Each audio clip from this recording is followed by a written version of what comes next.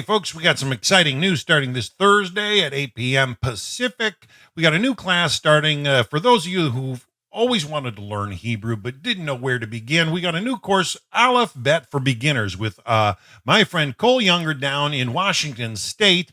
Cole spent he spent 19 years with the congregation Sha'ari Teshuvah, and he's been the last 3 years helping out at Chabad House Minyan in Seattle. And who better than another Noahide to share with us the basics of the Hebrew alphabet? I think this is going to be a lot of fun, folks, and we really hope you'll join. I know it's a little late for those of you on the Eastern Seaboard. It's about 11 p.m.